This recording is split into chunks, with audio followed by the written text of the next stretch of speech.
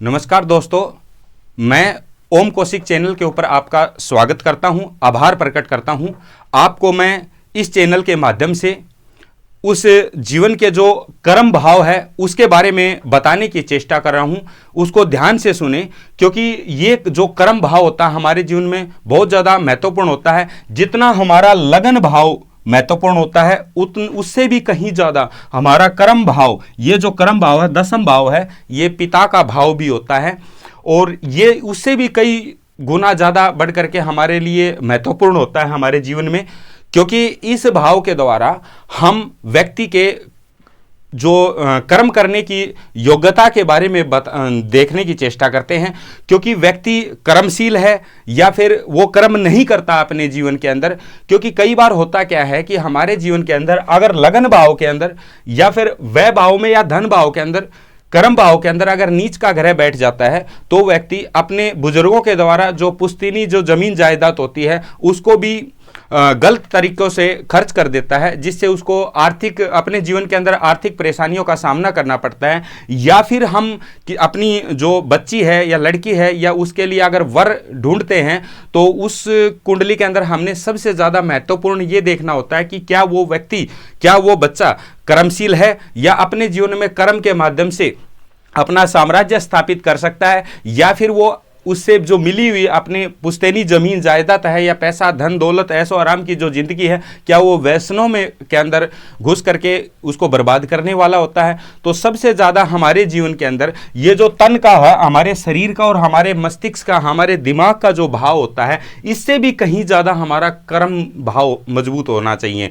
क्योंकि कर्म भाव के मजबूत ना होने से व्यक्ति अपने जो पुश्तैनी जो जमीन जायदाद है उसको भी बर्बाद करके रख देता है। सबसे पहले शास्त्रों के अनुसार कहा गया है कि कर्म भाव के अंदर कोई भी ग्रह, हमारी कर्म कुंडली के अंदर इस भाव के अंदर, ये 10वां भाव, यही पिता का भाव भी होता है। अगर इस भाव के अंदर कोई भी ग्रह हो, चाहे वो नीच का हो या फिर उच्च का हो, बशर्ते कि उसका जो बलाबल है, उसकी जो डिग्रियां हैं, जैसे कोई भी ग्रह 0 डिग्री से 30 डिग्री तक होता है तो 8 डिग्री से 22 या 25 डिग्री तक वो ग्रह होना चाहिए। यानी कि नीच का ही सही, वो कुछ या तो अच्छे काम करे या बुरे कर्म करे, लेकिन कर्मठशील होगा, कर्म करने वाला होगा। वो भाव का, उस जो ग्रह का होना इस भाव के अंदर बहुत ही जरूरी है। अगर इस भाव के अंदर क्रूर ग्रह बैठा हुआ है तो ये सत्य है कि उसके कारण क्या है कि पिता को परेशानियों का सामना करना पड़ेगा। कई बार क्या होता है, पिता के साथ उसके विचार नहीं मिल पाते, जिससे घर के अंदर शांति और संतोष का माहौल नहीं बनेगा। पिता के विचार और उसके विचारों में तालमेल ना होने से पिता बार बार उसको समझाने का प्रयास करेगा, लेकिन वो अपने विचारों को मान्यता देने के कारण घर के अंदर मानसिक शांति और संतोष का अभाव उत्पन्न हो जाता है। तो क्रूर ग्रह है, लेकिन क्रूर ग्रह बैठा हुआ तो इससे ये तो जाहिर होता है कि वो व्यक्ति अपने जीवन में कर्म करेगा अवश्य। अगर मान लो ये ग्रह निष्क्रिय हो जाता है, जो 10वां भाव होता है हमारा, ये ग्रह निष्क्रिय आता है, जैसे इस ग्रह के ऊपर ना तो कोई ग्रह बैठा हुआ इस भाव के अंदर, ना किसी भी ग्रह की दृष्टि इस भाव के अंदर पड़ रही है, तो ये ग्रह क्या, ये भाव क्या है, ये निष्क्रिय हो जाएगा। निष्क्रिय होने से व्यक्ति, कई बार हमने जीवन में समाज के अंदर हमने देखा है कि कई व्यक्ति कुछ कर्म करने के लिए प्रतिबद्ध ही नहीं होते। यानी कि उसको कोई भी कर्म बता दो, छोटे से छोटा कर्म भी बता दो, आसान से आसान भी कर्म करने के लिए बोल दो, तो उसका जो मन है, उसका मस्तिष्क है, वो उसके लिए जवाब नहीं देगा, करने के लिए उसके लिए प्रतिबद्ध नहीं होगा। तो कर्म ही हमारे जीवन में है। कर्मों के माध्यम से ही हमें भौतिक सुखों की प्राप्ति होती है। पैसा जो हमारे जीवन में भौतिक सुखों के लिए होना आवश्यक है, वो व्यक्ति नहीं कमाएगा, क्योंकि हर काम को वो अधूरा छोड़ देता है। जब वो अधूरा काम को करेगा तो उसको कहीं से भी पैसे की प्राप्ति नहीं होगी, जिससे क्या है, उसका जीवन नीरस हो जाता है। तो इसके भाव के अंदर अगर मान लो राहु तत्व बैठ जाता है, राहु तत्व क्या है, अगर नीच का बैठ जाता है तो ये फादर के साथ विचार मैच नहीं करने देगा, उसके विचारों का तालमेल नहीं करने देगा। तो क्या है कि लेकिन बैठा हुआ है तो कुछ वो कर्म करेगा, चाहे वो गलत या सही, कुछ कर्म अवश्य करेगा। अगर नीच का है तो वो ऐसे कर्म करेगा जिससे क्या है कि बदनामी के कगार हो जाए, या फिर गलत तरीकों से पैसा कमाने की चेष्टा करेगा। तो अगर यहाँ इस भाव के अंदर अगर कोई शुभ ग्रह बैठ जाता है तो वो शुभ ग्रह के शुभता के माध्यम से वो पैसा कमाने की चेष्टा करता है। अभी सबसे पहले यहां का जो भाव है, अगर मान लो ये जो भाव है ये कर्म है हमारा, सबसे पहले तन देखना हमने। तन क्या है हमारा? मस्तिष्क, मन, हमारा जो हमारा शरीर है उससे संबंधित है।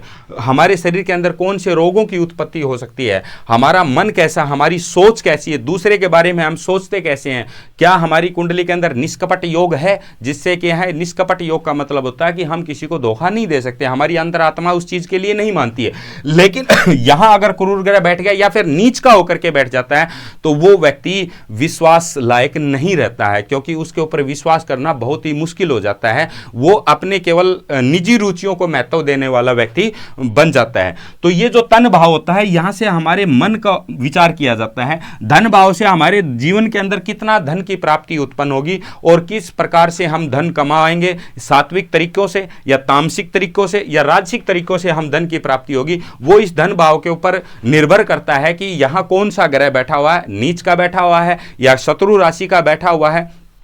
तो इन चीजों का यह पराक्रम है, यानी कि ये यही छोटे बहन और भाइयों का भाव भी होता है। कई बार क्या है कि हमने देखा है जीवन में कि उसके जो विचार हैं, अगर पापी ग्रह आ जाते हैं तो यहाँ उसके बहन भाई से उसके विचार मैच नहीं करते हैं। ये हमारे सुख का है, यानी कि हम कितना भी कर्म कर लें, अगर सुख भाव के अंदर हमारे कोई दुर्योग बना हुआ है या पापी ग्रह बैठे हुए हैं तो हमें सुख नहीं मिल सकते। किसी न किसी कारण से घर का जो वातावरण है वो असंतोषमय रहेगा ही रहेगा। उसके बाद ये जो हमारी विद्या कितनी है और संतान कितनी हो, क्या हमें पुत्र संतान की प्राप्ति होगी, कन्या संतान की प्राप्ति होगी, ये चीजें उस भाव से। ये शत्रु है, हमारे सामने वाला हमारे बारे में क्या सोचता है, हम उसके बारे में क्या सोचते हैं। कई व्यक्तियों के शत्रु काफी ज्यादा होते हैं, उसके पीछे लग जाते हैं, उसके व्यवसाय को डुबोने के लिए बार बार उसको संघर्ष करना पड़ता है।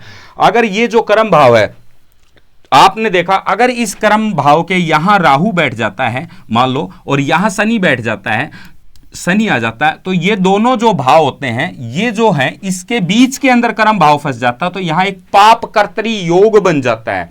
इस पाप कर्तरी योग को जब तक वो नहीं इसका निवारण करेगा तब तक उसके जीवन के अंदर संघर्ष की स्थिति हमेशा बनी रहेगी, क्योंकि वो पूर्ण रूप से अपने जो कार्य क्षेत्र के अंदर सफलता प्राप्त नहीं कर सकता। इस पाप कर्तरी योग को तोड़ने के लिए सबसे जो उत्तम उपाय होता है वो ये होता है कि यहां जो राशियां हैं, मान लो यहां राशि 3 नंबर है, 6 नंबर बैठी हुई, 6 नंबर अंक लिखा हुआ है या 10 नंबर लिखा हुआ है, 11 नंबर लिखा हुआ है अंक है, 2 नंबर लिखा हुआ है और 7 नंबर लिखा हुआ है। ये मैं इसलिए लिख रहा हूं आपके सामने क्योंकि 2 नंबर राशि का स्वामी होता है वृक्ष राशि, और वृक्ष राशि का स्वामी कौन होगा? 2 नंबर की राशि जो वृक्ष होती है उसका होता है शुक्र, और शुक्र क्या है? शनि का मित्र ग्रह है। तुला राशि होती है, उसका स्वामी भी शुक्र होता है, उसका जो मित्र ग्रह होता है वो शनि होता है।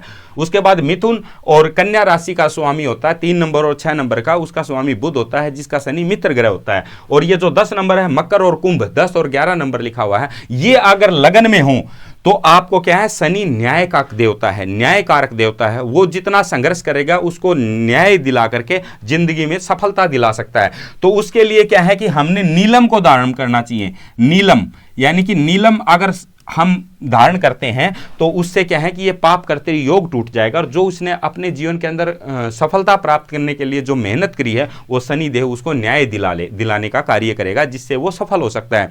अगर मान लो इस जो तन भाव के अंदर अगर बाकी की जितनी भी 6 राशियां हैं, जैसे मान लो 1 नंबर लिखा हुआ है, 8 नंबर लिखा हुआ है, या 9 है, या 12 नंबर है, 4 नंबर है और 5 नंबर है, अगर ये अंक यहां पे लिखे हुए हैं तो उस व्यक्ति को नीली धारण करनी चाहिए। नीली, जो नीली है उसको धारण 7 माह तक अगर वो नीली धारण करता है तो उसके बाद अपना उसका जो परिणाम है वो स्वयं खुद महसूस कर सकता है, जिससे क्या है इसका पाप कर्तरी योग टूट जाता है।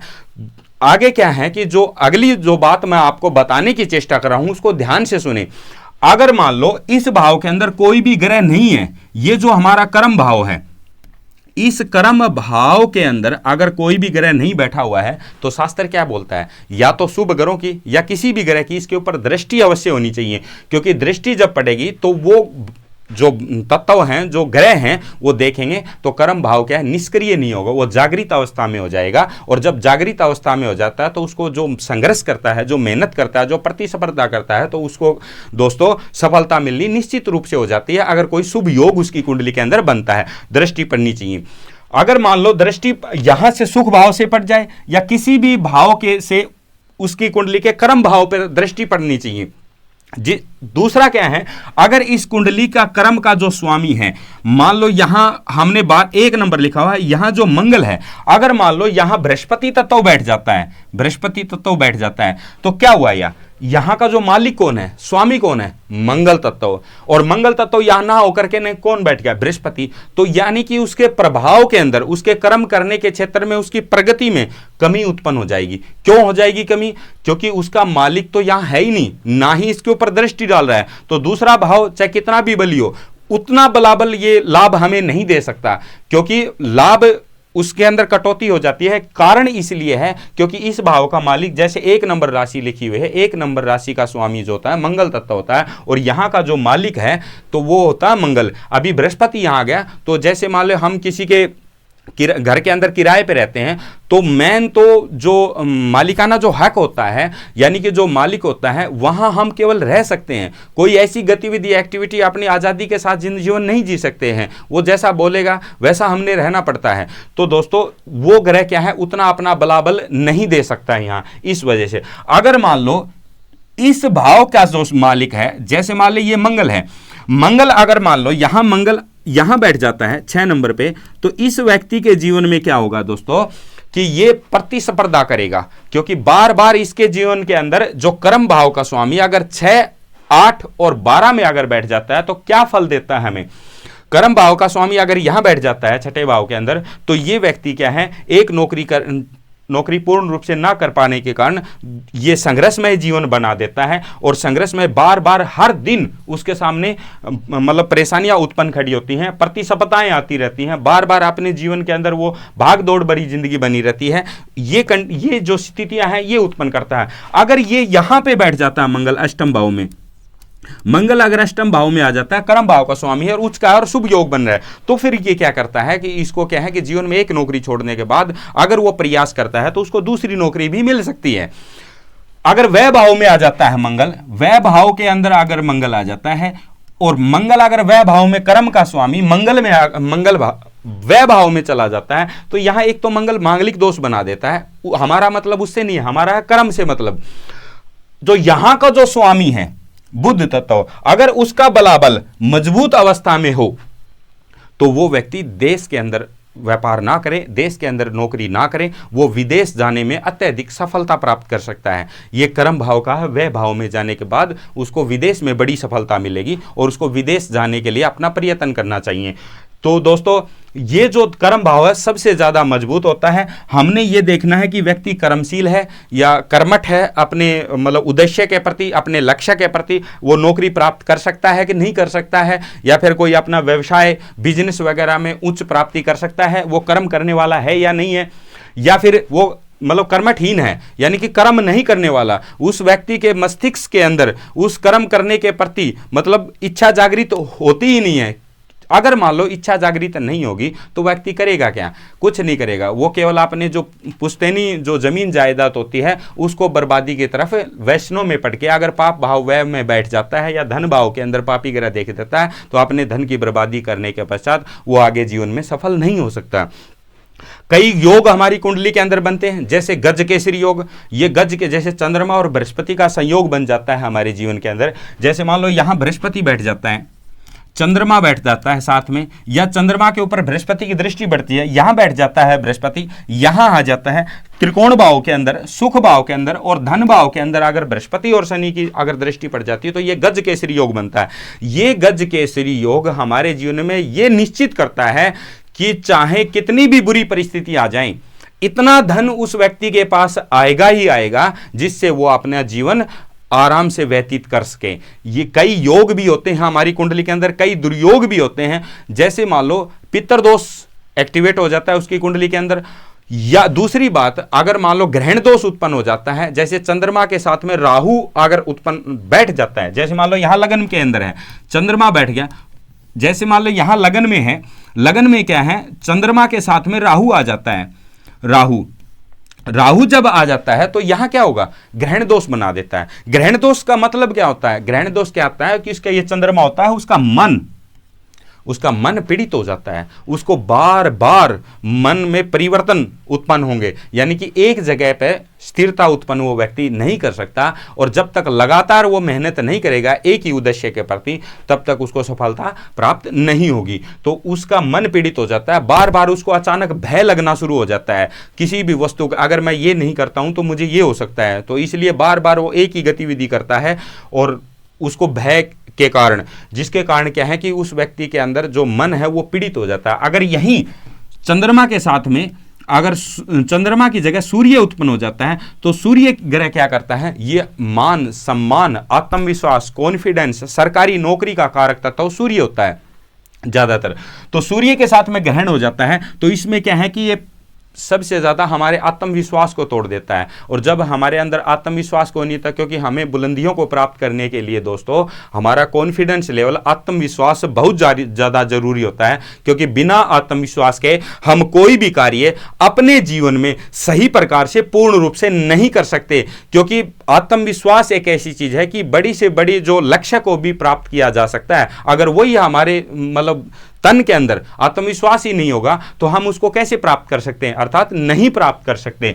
तो इस प्रकार ये जो दुर्योग भी होते हैं कुंडली के अंदर, तो उनको तोड़ने के लिए उनके मंत्र वगैरह होते हैं, जिससे क्या है कि हम उसको मंत्रों का जाप करते हैं तो हमारे जो शरीर के अंदर हैं वो बढ़ जाता है, आत्मविश्वास प्राप्त होने लग जाता है, जिससे कि हम अपने लक्ष्य को प्राप्त कर लेते हैं, वो दोष का निवारण होना शुरू हो जाता है। इस प्रकार ये जो कर्म भाव होता है, आगे यही हमारा मेन मुख्य भाव होता है। व्यक्ति कर्मशील है या कर्मठहीन है, वो कर्म करेगा या नहीं करेगा जीवन में।